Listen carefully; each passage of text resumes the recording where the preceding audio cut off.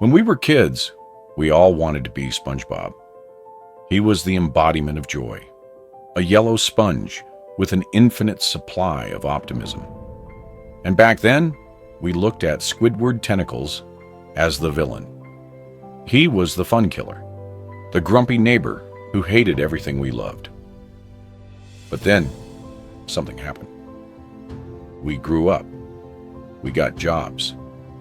We started paying bills. And suddenly, the laugh of the yellow sponge didn't sound like joy anymore. It sounded like a headache. We realized that Squidward wasn't the villain of the story.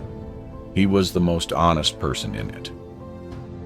Today, we're going to look at the tragic philosophy of Squidward tentacles and why adulthood is just the slow process of becoming him.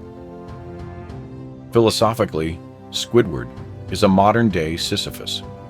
In Greek mythology, Sisyphus was condemned to roll a boulder up a hill for eternity, only for it to roll back down every time he reached the top. For Squidward, that boulder is the cash register at the Krusty Krab. He is trapped in a cycle of the absurd.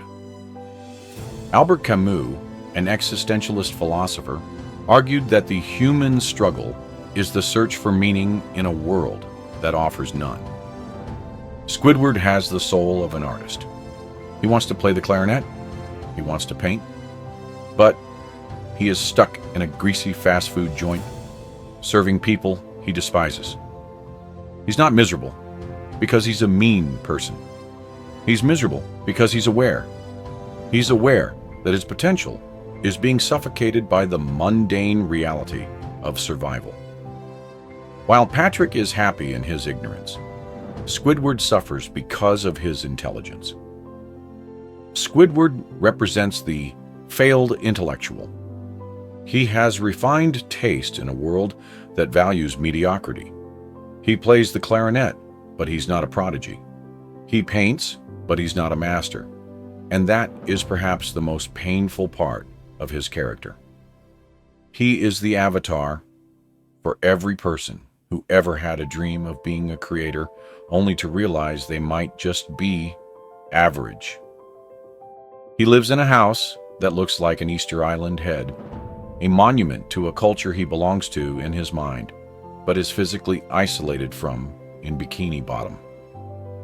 He surrounds himself with his own art because the world outside doesn't reflect his internal value.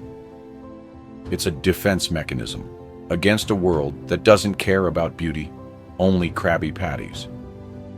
In a world that demands toxic positivity, where you have to be a SpongeBob to be a good employee, Squidward's pessimism is an act of rebellion. He refuses to pretend. He is the only one who sees the Krusty Krab for what it really is, an exploitative workplace run by a greedy boss. By Western standards of success, Squidward is a failure. But by the standards of humanity, he is the most real. He feels burnout. He feels social anxiety. He feels the weight of his own existence. So if you find yourself getting annoyed by the loud noises outside, if you find yourself staring at the clock at work, or if you just want to go home and play your instrument in peace, don't feel bad. You aren't losing your spark. You're just becoming self-aware. Squidward isn't a warning, he's a mirror. And maybe, once we accept the Squidward inside us, we can finally find a little bit of peace in this absurd world. Thanks for watching. If you've realized you're a Squidward too, hit that like button. See you in the next deep dive.